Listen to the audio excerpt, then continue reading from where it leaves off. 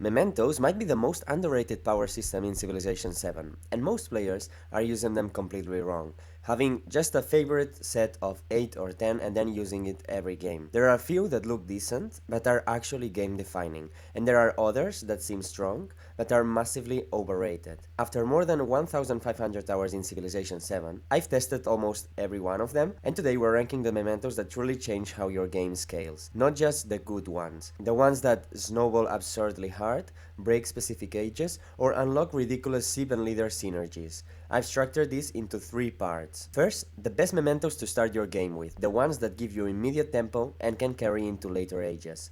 Second, the mementos that explode in value once antiquity ends, the scaling, snowball, and age-specific monsters. And finally, the crazy combinations, the memento and seaboard leader synergies that feel borderline broken. Some mementos will appear more than once, some are incredibly niche but powerful in the right hands. By the end of this video, you'll know exactly which ones are worth building around and which ones you can safely stop picking every single game. That way, you will have a much more defined way of starting a game and not just taking a look into the leader and civilization you want to play, but also you can choose the mementos accordingly and maybe play some combinations that you have never played.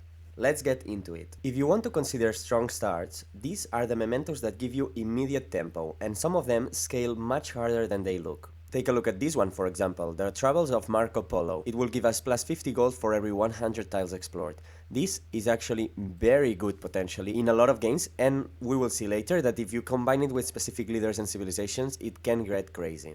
So we have the first memento that I think is quite underrated. Here I have put in A tier all the mementos that give you attribute points because I think they are always nice. They are probably a lot of the times better options, but they are always solid, so I will put them in A tier. The way that I have structured my tiers here in this first part of the tier list is S tier, mementos that are very good to start with and potentially you can carry them into later ages. Here, mementos that are S tier for antiquity, but they are definitely only usable in antiquity. And then here in the A tier, we will have mementos that are solid and that are solid also for later ages potentially. B tier will be for sometimes it is useful, I could see a use, and C, very niche uses. The next one, Alto Paco Tuni, that will give us plus 1 sight on scouts adjacent to mountains, can be sometimes useful. Ancus getting 1 war support on all wars. I think it is quite useful if you go militarily, so don't sleep on that one. 2 war supports on wars declared against you. We will see this again in the combo section, but for now, in overall section, I will put it in sometimes useful, because if you want to go to war, you normally declare it.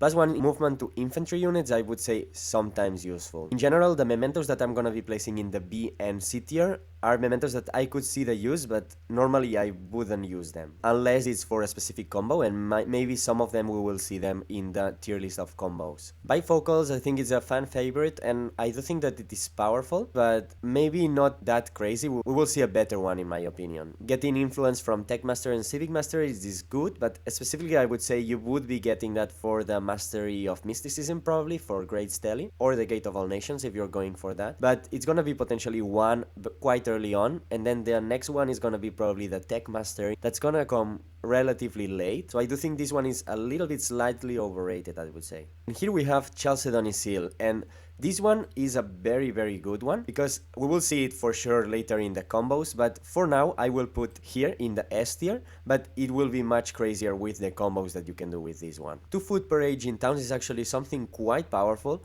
and I do think it deserves to be in the A tier. I would put it here behind all the attributes, but I would put it here because getting 2 extra food early on when you settle your towns is actually something that will help you a lot, and it's, I think, quite underrated, this one. And here we get Chanda Masahena, one of my favorite ones in terms of military, plus 5 combat strength against fortified districts during a celebration. It's massive. It will help you get the walls down much faster, so I will put it in here for the moment because normally when I go military I want to take this one. And another really good one for military, getting 2 combat strength when units are adjacent to 2 or more enemy units. I think it's very powerful. I don't like it as much as Chanda Masahena because if you're really steamrolling your enemy, your units are not really gonna be adjacent to 2 of their enemy units, because probably you will have killed their units. So I do like Shanda Masahena more. And here it is, Corona Civica, one of the favorites of everyone, and I would say it's S tier, but only for antiquity, at least in the current version of the game. I think with the feature workshop, that settlement limit is gonna be way more important. Maybe this one will see an increase and just be S tier overall, but I think Corona Civica right now in the current version of the game is only useful in antiquity, but very, very powerful. That's why it still says S tier. But I do think a lot of people consider it one of the best mementos and still carry it into exploration, and as we will see later in the Snowball tier list, we will see that there are much better mementos to take than this one.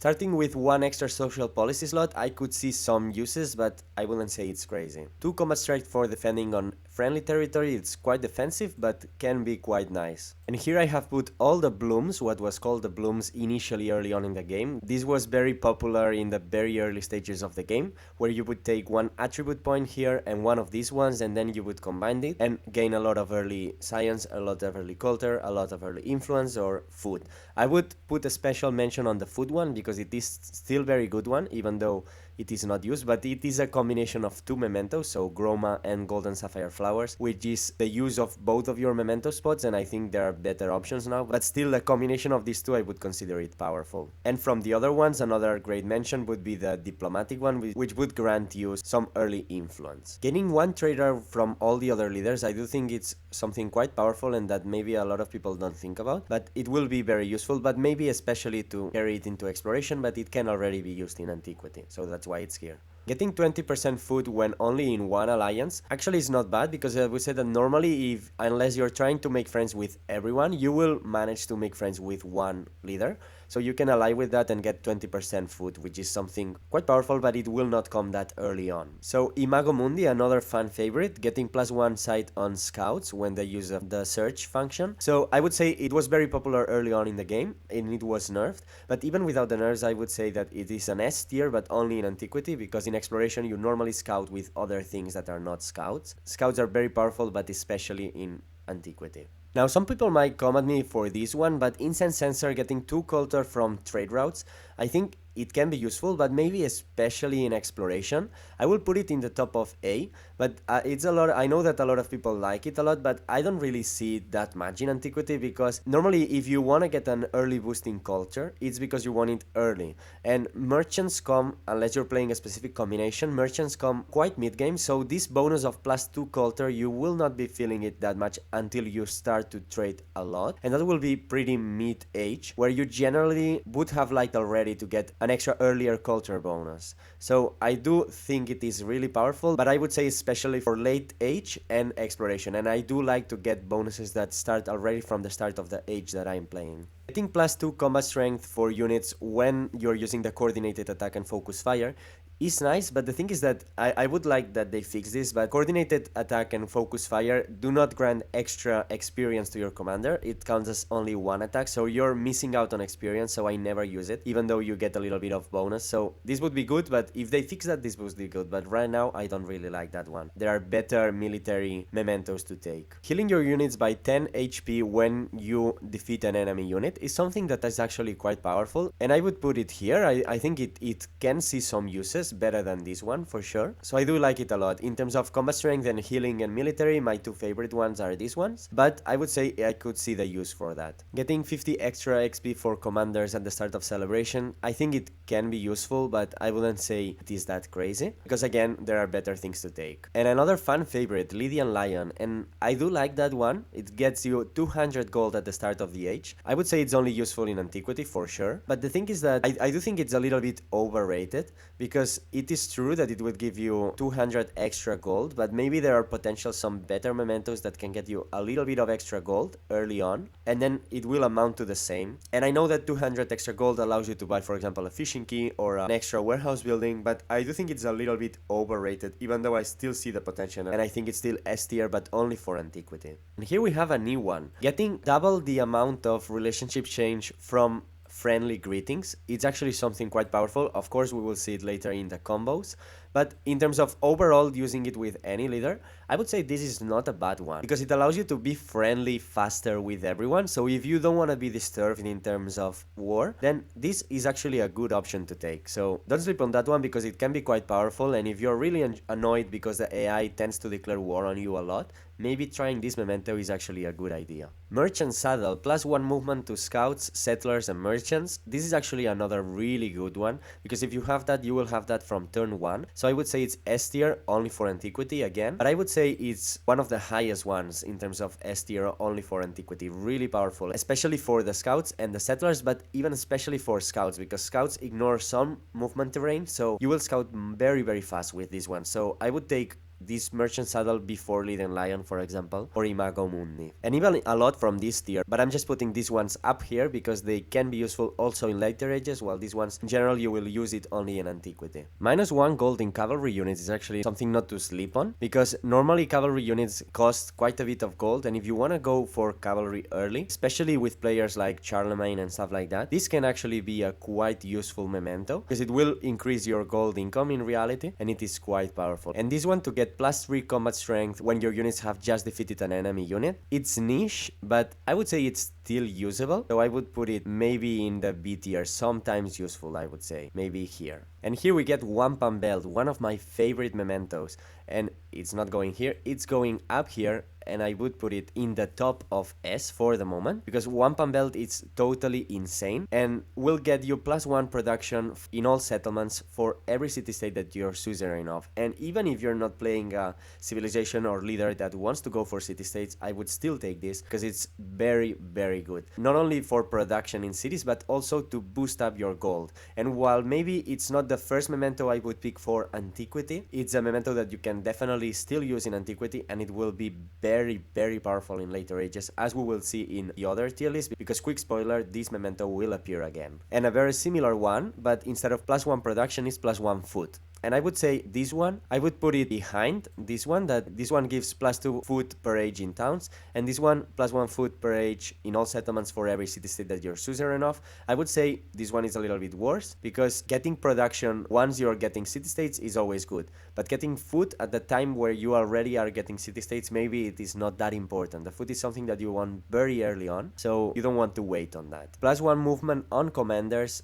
I think it can be useful, maybe a little bit more useful than getting extra movement on infantry units, so I would put it up here. If you're playing a trade focus leader or civilization, I think getting +5 extra range is actually something quite useful, and that can be underestimated a lot of the times, because that would allow you to settle your towns farther away than 10 tiles from a capital, for example, and still be able to trade with it. That will allow you to be more friends with people because you will not be forward settling them. So I do think that this is a memento that a lot of people sleep on, and that it is quite powerful. +1 gold for each imported resource is quite similar than Incense Sensor, so I will put it here. I do think that this has more potential for exploration, the same for Incense Sensor, but still in antiquity it can still be used, so I will put it here. And Shisha's Necklace, another very, very good one. And I would say this one, I am tempted between putting them in S tier in general or in S tier only in antiquity. I would say because the main use is to get a lot of influence. And for later ages, we will talk about some mementos that will give us a lot of influence, and if you calculate it, it will be higher than this one. So I do think that this one can be overrated in some cases, because it is very powerful in antiquity for sure, but sometimes people still use it in exploration, and maybe they don't realize that there are better options in terms of influence than this one. But still, I think I will put it in the S tier,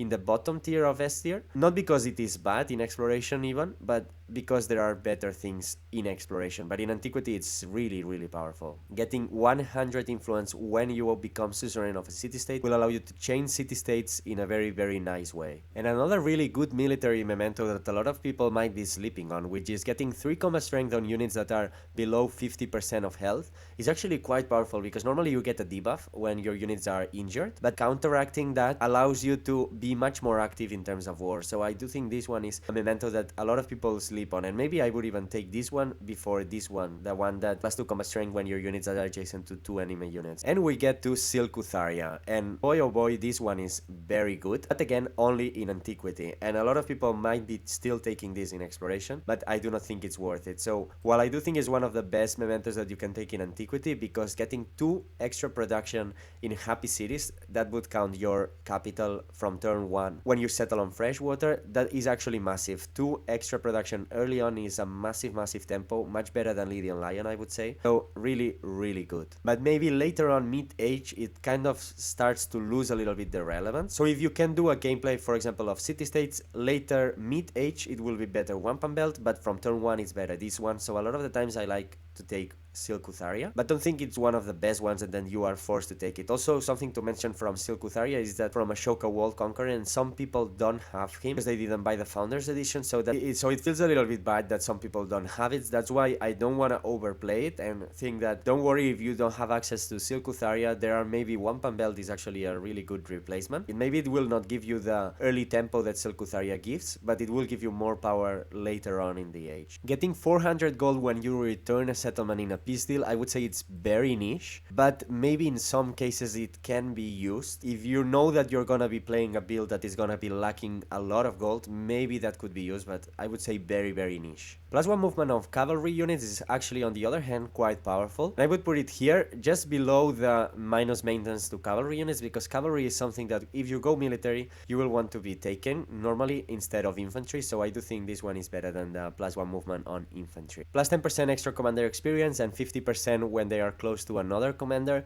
sounds really good, but I would say it's even worse than this one that is already 50% when you're in a celebration. And here we have a very powerful one, and it's one of the greatest sleepers from the Mementos, because I do think a lot of people don't really consider this one. It's actually quite powerful. The way I like to play is to get 1 wonder quite early on, at least normally it's Great Stele, but if I go to war maybe it's Gate of All Nations or even Rushing Hanging Gardens. So around turn 20-25 I will have Great Stele. So getting 10% extra culture in my capital early on is actually something very powerful, and that a lot of people underestimate a lot. I wouldn't say it's only S tier for Antiquity, but I'm tempted to put it in S tier or in the very top of A.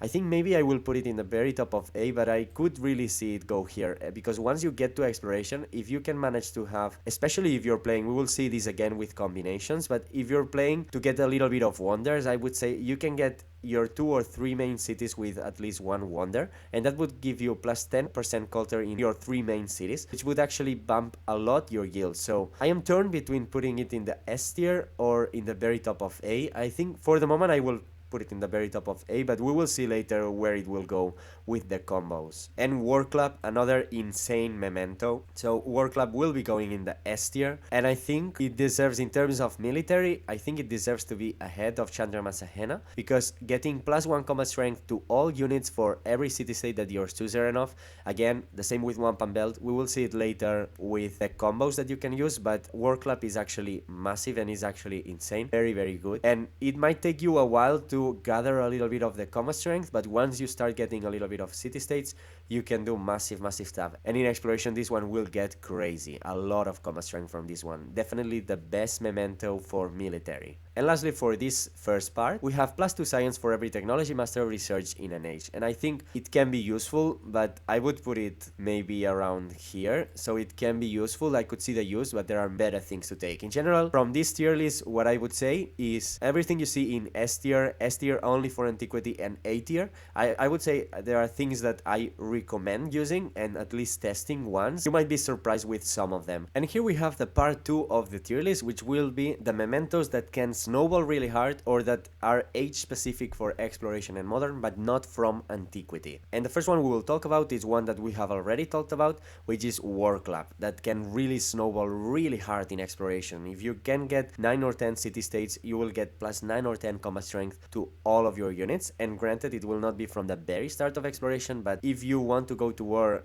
mid-Exploration, this will snowball really hard, especially if you play into it. Really powerful. Getting +1 culture from specialists is something that could be useful in modern, but only in modern, because in exploration you will get a lot of specialists. So if you would like to boost your income of culture and science, for example with this one, from first turn of modern, this is something that I could see the use of, but I would say only for modern. If you play a lot into specialists, this could amount to +180 science or culture in the beginning of modern, which can be nice. Raise of pistols, giving you 2 combat strength to naval units when attacking, I would say only good for exploration, because it's normally when you're gonna be doing your naval battles, so can be useful. Brush and Scroll, it's one that has gone down a little bit. I used to regard it very high when I was starting to play, because I really liked specialists and growth, but I've been seeing that it's not that useful, so I would say it's useful for exploration to get a lot of specialists, but it has really gone down in my tier list. I used to regard this much higher. And Chalcedon Seal is one that can really snowball, actually, so I will put it here, because getting +1 culture and gold from unique improvements and unique buildings. If in Antiquity you have been playing a civilization that gets a lot of unique improvements, and normally if you have already taken Chalcedon Seal, so when you transition into exploration, getting that, it's still maintaining a little bit that yields that you don't lose, because they are unique improvements, so they are ageless. So really powerful and can really snowball, especially if you do later on during the age, for example, a monastery spam, or spam one or multiple unique improvements. This can be really, really good. And again, we will see it again with the combo section. Now, one that a lot of people might not know is +1 happiness per age on quarters during a celebration. So if you want to go over the settlement limit, this memento is actually very good, because in exploration, which is normally when you will be going over the settlement limit, this will be giving you +2 happiness in quarters. So when you settle a new town, you buy the temple, this will already be a quarter, so it will give you +2 extra happiness, and that can really help you go over the settlement limit infinitely now in the current version of the game, but also when the Future Workshop finally releases in late spring, that settlement limit has been nerfed. This will still be a very powerful memento to allow you to go over as much as you can over the settlement limit. Very powerful. I really like this memento. And here we have Eagle Banner. I do think this one is another one that I think it's a little bit overrated. Well, I wouldn't say overrated, but the thing is that I don't really like playing with relics. I kind of hate it. So I don't really like this one. So I would say it's good for exploration. I know that a lot of people like it a lot, but I don't like relics that much, so I would say it can be really good, but again, in exploration, science is not something that you're really looking forward to. Of course, you're looking forward to get massive yields, but I would say the important thing in exploration is especially gold, and especially rushing early tempo to get early settlers and settling the distant lands. So yeah, it falls in a weird spot for me, this one. On the other hand, this one, to get +1 influence for each commander level, is actually very, very good one. And I would say, if you have gone military antiquity age and you have gotten a lot of commanders, this can actually snowball you pretty hard. I'm tempted to put it in the snowballs hard, but I will put it here. But in terms of military, I think it's one of the best mementos to take in exploration, because if you have, for example, 4 commanders that have at least level 5, that is already +20 extra influence per turn. That will give you way more influence than Shisha's necklace, for example. So I do think that that can be really, really good in terms of influence, but only if you go for military. Glass Harmonica is a very interesting one. It will give you +10% science and happiness when you are in an alliance for both you and your ally. So that can actually be very good in modern. So I would say if you go for a science victory in modern, take this, because it will allow you to get massive, massive science boost. So I am a little bit sad that I have this tier here for good only for modern. I would say it can snowball, but maybe not so much in exploration. Let's leave it here with a pin, because it really snowballs, but maybe not so much in exploration, but I would say it's better than these ones, for sure. And Golden Sealstone, another fan favorite. +1 influence per age on science buildings is something very powerful, especially if you have played a civilization that has a unique quarter of science in antiquity, that will allow you to get a lot of influence in the exploration age, so very good. I would say it does snowball. But the thing is that with the new Future Workshop update that they release the legacy paths, so you will in theory no longer be able to take Golden Age academies, and that hurts this memento a little bit, but for the moment it's still very, very powerful. Here the one that can be good for exploration, I would say, is if you are in Tundra, you will already know that you are in Tundra, so if you see that you're in Tundra and have a lot of towns in Tundra, this one can be good in exploration. Getting 2 science per age in towns settled in Tundra is actually not bad, because if you take this already in exploration, it will be 4 science per town in Tundra, and if you already know that you're in Tundra, this is a niche situation, but you could use it and it could be nice. Actually, I would put it here, because it can be good, but it's niche, but it can be really good if you have the right map. And getting +1 gold per age per trade route and doubled if you have the most trade routes. So if you go for trade routes, you're gonna be the player that has the most, that's for sure. So that will already be in exploration +4 gold for each trade route. So it can be actually quite powerful. I will put it here, I would say. It can be powerful if you go for a trade focus gameplay. And +1 movement to naval units, again, can be useful, maybe a little bit less than the combat strength. And getting extra science and culture per age for each commander level, it's similar than this one, but I think the influence is the better one, because these ones are not so good, I would say. So I would even put them in niche use. I think the influence one is the better one. And here we have Wampum Belt again. So Wampum Belt, I think in exploration is where it can really shine. Like the level of yields that you can get from that is insane, especially in the current version of the game, that it's so easy to go over the settlement limit. By the way, if you don't know how to do it, later after this tier list you can check out this video here, where I explain how to do that with any leader in the current version of the game. So especially right now that you can go over the limit almost infinitely with any leader and any civilization, getting Wampum Belt in exploration is massive, because if you have, for example, let's say 30 towns and 20 cities, or maybe 15 cities, but you have 30 towns and you are befriended 9 or 10 city-states because you know that you're going to be using Wampum Belt, that will be, and it is per age, that will be +2 production in your towns for every city-state. That would be, for every town, you would get 20 production that is turned into gold, and if you multiply 20 by 30 towns that you have, that is extra 600 gold per turn that you get from Wampum Belt. So Wampum Belt in exploration is where it really explodes,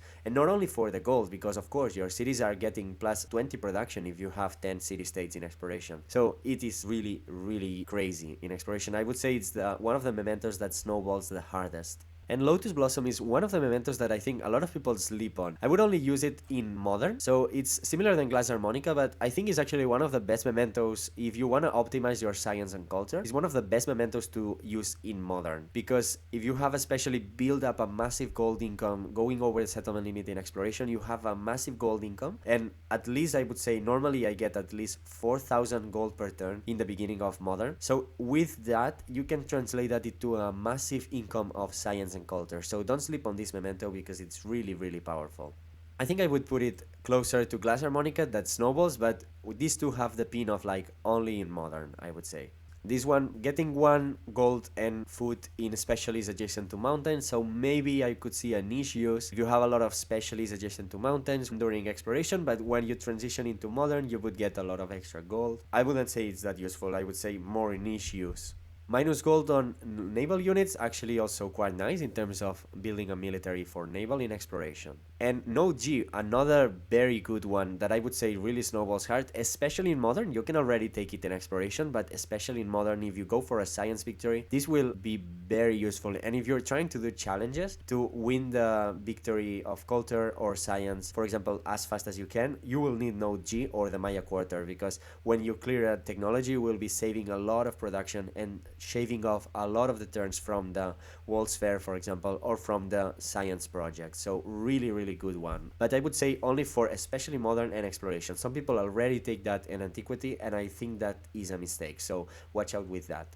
So it's a little bit niche, but I would say that you could use it. I would say it's good for exploration, because getting 1 gold for every commander XP earned, if you are planning on going to war in exploration, you can take this, because you will be earning a lot of XP, and this can build up a lot your gold income. So I would say don't sleep on this one, but it is a little bit niche situational. And finally, we have Letter to Jamaica. I think one of the most underrated mementos that you will ever see, because getting 50% discount on purchasing units during a celebration, it's Simon's Bolivar memento, and it really is so powerful. It's very massive. I would say it's better than no G, definitely, because if you want to go over the settlement limit, like I was saying before, this will help you buy settlers much cheaper, and this is actually very powerful. You can even use it in other instances, for example military, but I would say the main use is to settle a lot and buy a lot of settlers from the distant lands in a discounted price. So you wait until you have a celebration and then you can purchase your unit. So very good, not only for settlers but also even for merchants, for missionaries. Very powerful. I do really love this memento. And here we finally get to the best combination of mementos. So mementos that shine with specific leaders and that can really outshine a lot of the other mementos that we've seen. So we will start with breastplate. So getting +1 production in your capital for every town can really synergize well with Augustus, and if you're playing Carthage, this is a memento that you want to consider, so I would put it in the A tier. As you saw before, Chalcedony's Seal, if you're playing Xerxes the Achaemenid, it feels perfectly well, and also if you're playing civilizations that have unique improvements like Han, for example, so really good. I would put it, for example, higher than breastplate, and I am tempted to put it in the S tier. We will see if later on I will bump it in the S tier. Here, getting 2 war support when wars declare against you, if you're playing Harriet Tubman or Napoleon the Revolutionary, this is actually also another very good combination. Getting 1 happiness in military buildings and 1 science in military buildings, I think it can be used, for example, with Charlemagne, but I wouldn't say it's crazy. Especially if you're using a civilization that has a unique quarter that is military, for example, Assyria in antiquity. Getting the happiness on quarters per age during a celebration, it's crazy good with Ashoka. Especially it will be very good once they nerf the settlement limit, so you can take this memento to go over the settlement limit and combine it with civilizations that have a lot of happiness, or that maybe even with Augustus that you get a discount on purchasing buildings in towns, so you can purchase a lot of warehouse buildings, make a lot of quarters, and go over the settlement limit. So a lot of crazy combinations with this one. I think I will be putting Chalcedony's Seal in the S tier for the moment. Getting a tech boost every time you declare a formal war is something useful, but I would say only useful for challenge and then that, so the D tier will be the challenge tier. Queen Anne's Revenge to get gold when you defeat a naval unit can be useful for Blackbeard, but I wouldn't say it's crazy. Again, culture on military buildings for Charlemagne can be powerful, and here getting 2 culture on wonders is actually that if you're playing Egypt in antiquity, especially Egypt, but you can also play Hatshepsut and stuff like that, but especially if you're playing Egypt in antiquity and you're going for a cultural victory, this will actually be really useful to take even in antiquity, but I would say especially when you go over in exploration. So I do think that this has a high potential and it is quite powerful. Again, as we mentioned before, getting double the relationship chain from initial greetings, I think it's very powerful, and if you combine it with Gilgamesh, you can get massive builds, so I would put it in the A tier here. The mementos of Isabella, the one of getting gold and happiness in natural wonders, I think can be useful, but are not crazy. Here we get 2 happiness for cavalry units. Again, for Charlemagne, I think this is quite powerful and will allow you to get a lot of celebrations. But the thing is that celebrations is normally something that you will already be getting a lot, so I don't think you really need this one, but if you are in need for more celebrations, this memento, you can use it for Charlemagne especially. Shisha's necklace, very powerful. If you combine it with either Greece or even Tecumseh, so leaders that won a lot of city-states, I would put it in the A tier, so it's very quite powerful, I would say. And all these bonuses of only getting 1 alliance, so 20% food with only 1 alliance, with Gilgamesh, this can actually be crazy. I know that a lot of people like to play Gilgamesh to get a lot of allies, but if you want to play the strategy of only 1 ally,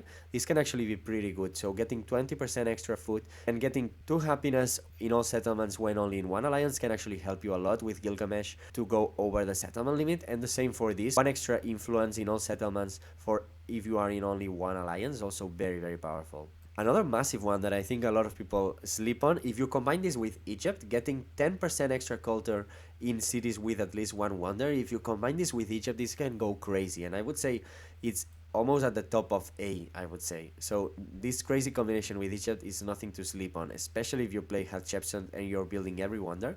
You can have like in all of your cities at least 1 wonder during exploration especially, and you will be multiplying by 10% almost your culture income, so quite useful. Getting extra culture and happiness from traditions can be good for Lafayette, so I would say can be useful. And the same goes for this one, starting with an extra social policy slot for Lafayette can be useful because you already have 1 extra slot, so you can put a tradition and that would be granting you combat strength for Lafayette, which is the important part. Portrait of Josephine, plus 2 gold per age for every leader that is unfriendly or hostile with you. I can see its use, but I don't think it's powerful. You can combine it with Napoleon, but we will see another one that is much better for Napoleon, actually. I think one population in your smallest settlement when you start the celebration is actually more for challenges, for one city challenges maybe, but it can be useful in those cases. And plus 1 combat strength for units in plains and desert, very good for Amina. Only for Amina, so I will put it here, but quite good for Amina. And the travels of Marco Polo combined with Tonga in antiquity or with even Batuta can get crazy, so I would put it in the S tier. This memento is very good if you combine it with Tonga especially.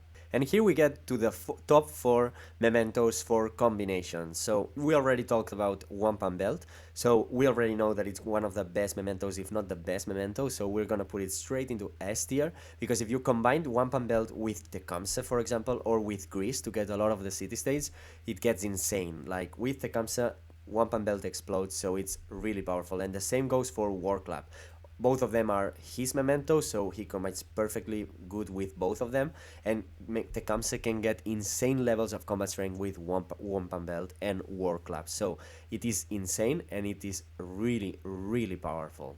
With this one, plus 3 culture per age on happiness building, but minus 1 science per age in happiness buildings can be crazy good with Himiko High Shaman. Like, it is a very good combination that maybe not a lot of people know about, but it is totally insane when you try it. Like, not only for antiquity, but also for exploration.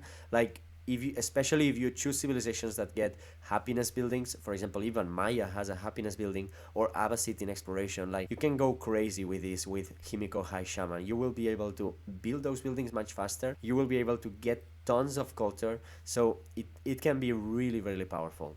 And here we get to the last one, which is one of the most surprising ones for me when I tried it, which is combine this memento del arte de la guerra with Napoleon Emperor, and you will see how crazy it gets. Napoleon Emperor, with him, you want to basically have all the time 6 sanctions active. And for each leader that you have a sanction with, he will get plus 5 culture and plus 5 gold. So basically, if you have 2 leaders and overall between those 2 leaders, or maybe even 3, but let's say only 2, if you have these 2 leaders and you have quite early on, because it doesn't cost him almost nothing to sanction, so quite early on you can have 6 sanctions active at the same time. So that would be giving you normally 10 gold and 10 culture, which is already very good for Napoleon. But if you have these 6 sanctions with this memento, you can get 18 gold per turn extra. That would be a total of almost 30 gold per turn very early on, and his ability that is plus 10 culture per turn very early on. So this combination is actually crazy. I would say even crazier than the one of Himiko. Napoleon can really shine with this. Try this one, because I think Napoleon Emperor is one of the most underrated leaders that we have right now. So here we have the 3 final tier lists of mementos. There are only a few mementos missing that are the ones that I thought that were not useful in any case almost. If you disagree with some of those, and if you feel like I missed some memento, please let me know. Maybe I really missed it, because there are so many that maybe I missed some. But these are my criteria to rank mementos, and I hope that you have discovered some memento and you will be looking forward to try some combination. If yes, then let me know in the comment section what mementos are you looking forward to try. And you can see here all 3 tier lists, and we can take a little bit of a conclusion here with all these 3 lists of mementos, and we can see that Wampum Belt and War Club are in the top of the 3 tier lists. So I think the mementos of Tecumseh are actually the best ones. You can use it in so many situations, and it's not a problem, but it's a little bit of a problem, because I see that in almost all of my games I'm taking Wampum Belt, especially in exploration. So it's like I have already one spot blocked from the memento, so I can only be a little bit free with the other one. And if I go to war, especially in exploration, I will take War Club. So I think these 2 mementos are so good that they kind of block one spot for the memento slots. So I hope that you discovered some other mementos that you were not using. I certainly had a lot of fun doing this tier list, because I think it's something that not a lot of people have done, doing an in-depth analysis and tier list of mementos, and I think it's one of the sleepers of the game, and that a lot of people just take for granted, like that maybe there's only 8 or 10 good mementos and then just use the same ones. But as you see, there's a lot of nuance here and a lot of possibly broken combinations that you could use. All the mementos that are in the first 3 tiers of all these 3 tier lists, I think they are quite usable, and in specific situations can be quite powerful. So I do recommend testing all of them. They can be really, really good. And the good thing about this tier list of mementos is that in general it will still be really relevant even when the update of the Feature Workshop comes out finally in late spring.